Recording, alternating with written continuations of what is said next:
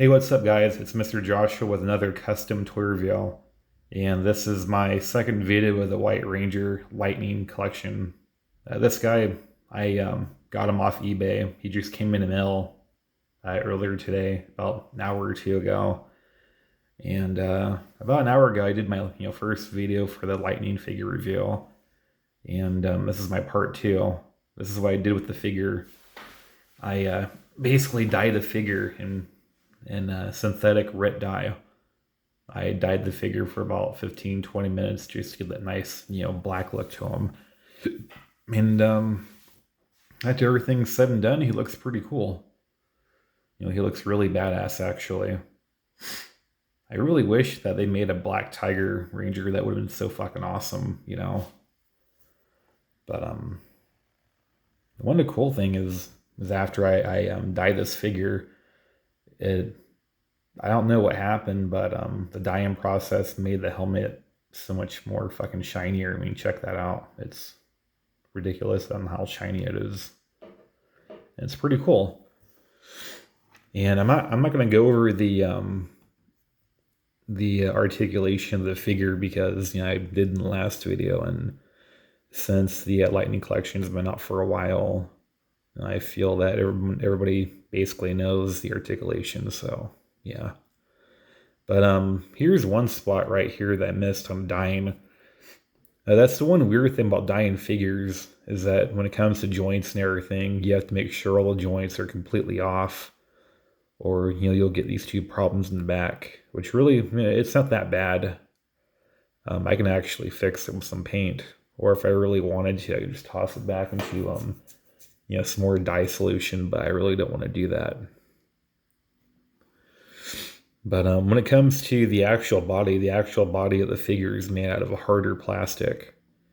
And with harder plastics, I know this from experience, but when you try to dye harder plastics, once they reach a certain temperature, the hard plastic will actually start to, warp and break down and become brittle. So I had to be very careful with dyeing it. It's more of I want to say it's more of a very, very dark gray on the body, as you can see. And the reason for that is because I didn't want to push the temperature of the hard plastic. I really didn't want to get it warped because right now people aren't scrapping legacy line figures, so I really didn't want to go off and buy another $20 Lightning figure just to replace the torso and try it again, because fucking waste of time and a ripoff for me. I just need the torso. But other than that, the figure it came out pretty awesome. What I would really like to do now is I'd like to take some paint, maybe do a little bit of a touch up on the face. Like since this guy looks a little evil, I want to give him more of a pale face. I think it would match the figure quite nicely. Then of course I did Saba. Oh, there we go. Yeah. Saba came out pretty nice.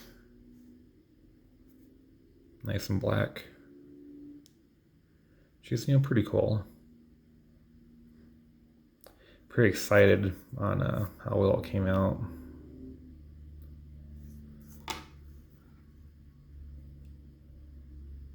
Pretty nice. And this is actually not the first White Ranger that I've turned black. I've done 3 White Rangers so far. I've done 2 Legacy, and now I've done a Lightning. Now, if you guys give me a second, though, I will go grab my Legacy Black Tiger Ranger, and I'll show you the comparison and whatnot.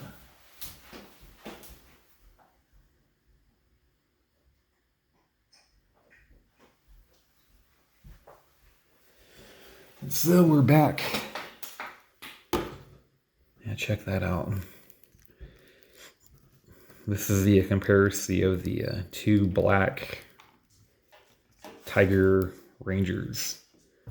And already you can see a major difference, they're both completely different when it comes to scale. You just have the regular 6-inch Lightning, and this guy, I want to say he's more on the 6.5 to 7-inch, give or take. But yeah, they're pretty cool. And you can compare the two Sadas, you can totally tell that this one's like much more bigger. So that's fun. And with me, I just kind of prefer the Legacy. I don't know about you guys, but I've seen plenty on YouTube that people prefer the Lightning Collection, which I don't blame you. The Lightning Collection, it looks pretty cool. But when it comes to the Legacy, I guess the reason why they're so big and buff is because they're trying to copy the comics. I've seen some comics where the figures were the Rangers were actually pretty beefed out and whatnot. Like Lord Dragon. Lord Dragon's a pretty good example of a beefed out, roided up, Power Ranger. In the comics he's fucking bulked up and huge. But with me, I kind of prefer it when the Power Rangers are just kind of like normal size, not big and buff, because big and buff is just too much. It's like a 80s, early 90s thing where they took superheroes and villains and beefed them up. A really good example is the Luke Skywalker action figures from Star Wars. When they released the Luke Skywalker from the 80s and 90s, I believe, they just fucking beefed him up and everything, made Luke Skywalker look like he was a muscle builder, give him a huge chest and whatnot. It was actually really weird for me, I was like, wait a minute, Luke Skywalker isn't fucking beefed up. He's kind of a scrawny ass motherfucker. What's the deal, Hasbro? But yeah. I mean, when it comes to Legacy, though, of course, Legacy has its faults, and the only ones I can think of on the faults is that one, they're too beefed up, and that's pretty much it. They're very fun to customize, as you can see. Just like the Lightning figure, the body is made of a harder plastic. And as you can see, the harder plastic, I managed to get it as black as possible without ruining the figure. Granted, nowadays I can actually, scrap a perfectly good white Ranger for like $10, give or take. But with me, I managed to, get the torso as black as possible without damaging the plastic. And how I did it was I was very careful. I basically took I basically took a wrench and I locked the wrench on the torso around the crotch area, so that way I would be able to immediately take it out of the die, so it wouldn't warp. And so what I did is I did a mixture of dunking it for about 20-30 seconds, pulling it out, letting it cool down, and back and forth, back and forth, back and forth. That process took me a good 10 minutes of just going back and forth, but 10-15 minutes of doing it was totally worth it, in my opinion. And the reason why is because when it comes to paint does not stick to the Legacy figures at all. I don't know what's up with the plastic, but it just won't stick. But the good news is the only way that the paint will stick to the plastic is if you use like a matte clear coat, not a gloss. A gloss won't do that great. And the reason why you want to use a matte is because it'll give it a nice kind of a slightly rough,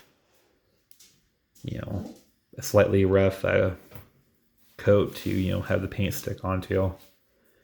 I've never done it with a Legacy before, but I've done it with other figures, and it works just fine.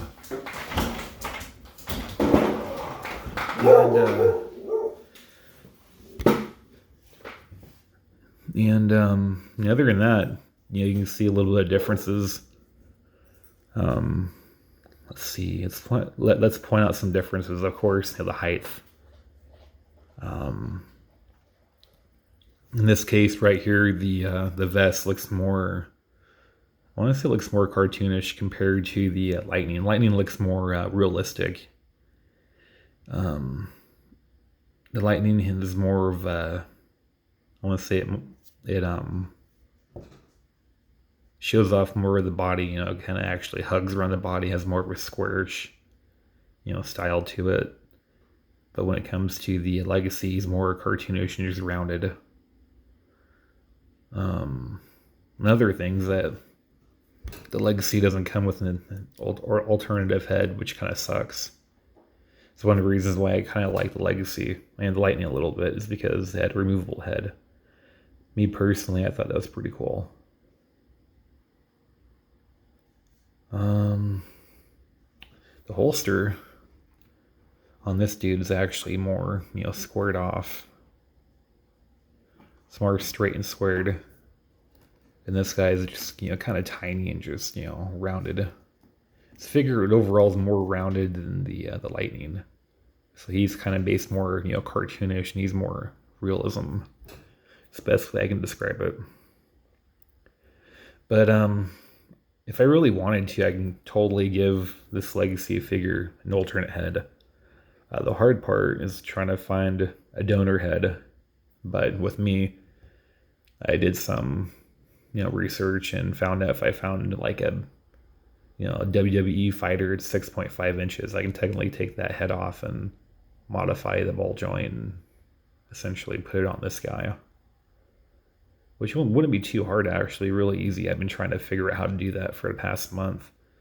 But every single like WWE fighter that I find, people on eBay want $20 for it, you know, and it's like, dude, I'm not gonna give you $20. Fuck that. I'll give you 10. And that's another thing about the WWE fighters too.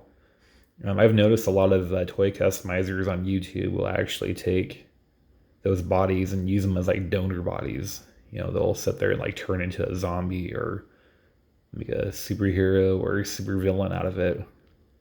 I guess it's pretty common, you know.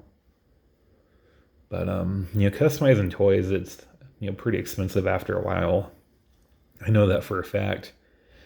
With me, up until recently, I was, well, for the past couple of years now, I've been customizing the Gundam MSA line. Which means, MSA means Mobile Suit in Action, which, you know, they're the action figure line. Done lots and lots of customs of Gundams. When it comes to Gundams alone, I actually have over 200 figures all the way around the world.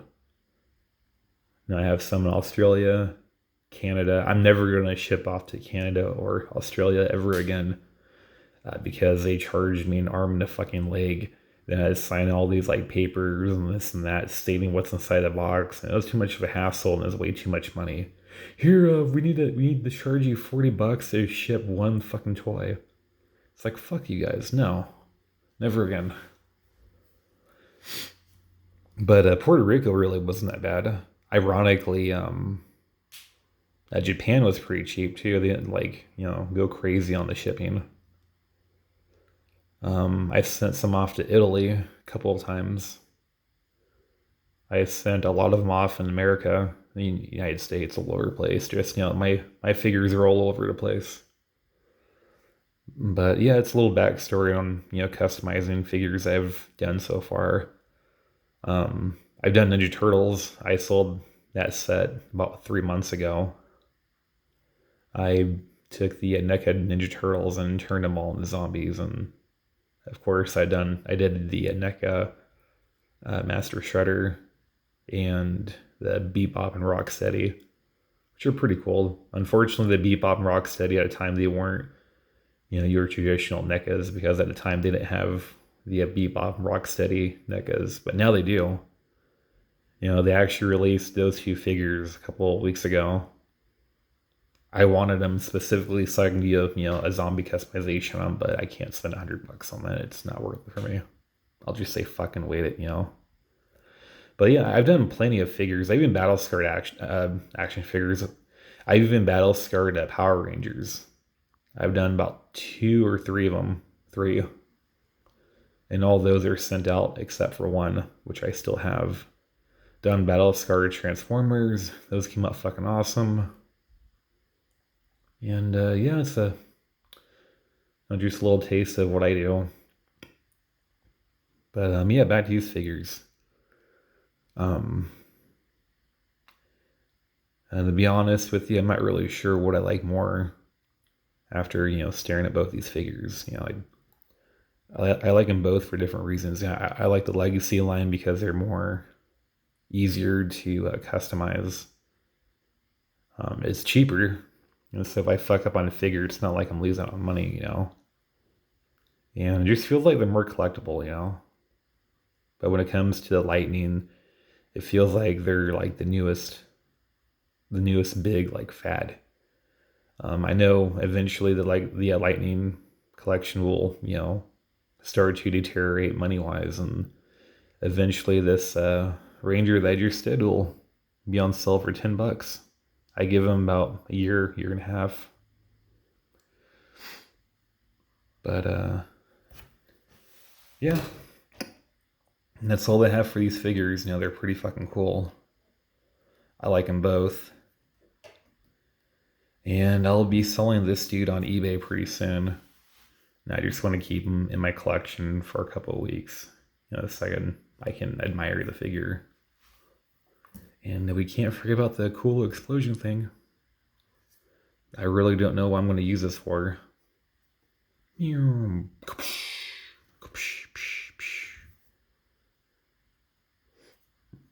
No, one more thing before I leave. That's one of the things I don't really understand about Power Rangers. Ever since I was a kid, too, I never understood. It kind of weirded me out because I couldn't understand or comprehend what was going on. But my question, if anybody wants to, answer it, is this: why do Power Rangers spark whenever they get hit? Or how come every single time there's an explosion, it's always happening behind them? That's my question.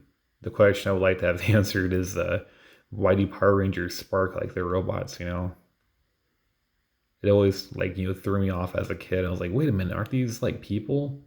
If they're people, how come they're sparking up like a robot being hit by a bullet or something? But anyways, yeah, if you guys could answer that question for me, that'd be pretty awesome. Relieve me of the 24-year stress I've had, having nightmares and such, trying to comprehend why Power Rangers spark. And I even got to the point where I had to go to a psychologist. And they thought I was just a retard, which, might be true, but I still want to know. But, yeah, that's it for the Power Ranger review. And if you guys like my videos, please like, subscribe. As always, thanks for watching.